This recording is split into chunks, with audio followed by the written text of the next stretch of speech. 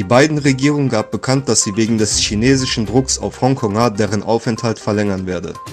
Das chinesische Außenministerium kritisiert diesen Schritt scharf. Ein Sprecher des Außenministeriums bezeichnete die Entscheidung Bidens als eine Brandmarkung Chinas, die im Sande verlaufen werde. Die größten Waldbrände der letzten Jahre in Kalifornien dauern an. Dabei werden 8 Personen vermisst. Die seit 3 Wochen andauernden Waldbrände verursachen immer mehr Schäden. Bei den Olympischen Spielen in Tokio gewann die türkische Boxerin Busenaz Sürmeneli den Kampf gegen ihre chinesische Gegnerin und erwarb dadurch die Goldmedaille. Sie ist die erste türkische Boxerin, die eine Goldmedaille gewann. Auf der Generalversammlung der Liberaldemokratischen Partei in Usbekistan wurde beschlossen, dass Mirziyoyev am 24. Oktober erneut als Kandidat zur Wahl antritt.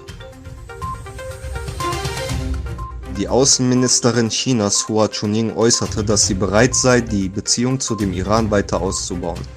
Sie gratulierte dem neuen iranischen Präsidenten Ibrahim Raisi zu seiner Vereidigung. In der USA wurden 2 Myanmaren verhaftet, die verdächtigt werden, einen Anschlag auf Kyaw Moe Tun, einen Diplomaten der Vereinten Nationen, geplant zu haben. Moe Tun ist Unterstützer der Militärjunta in Myanmar. Nachdem internationale Truppen langsam aus Afghanistan abziehen, weitet sich der Machtbereich der Taliban aus. Nach der Eroberung Nimruz eroberten die Taliban nun die Hauptstadt Sheberghan der Provinz Juzjan.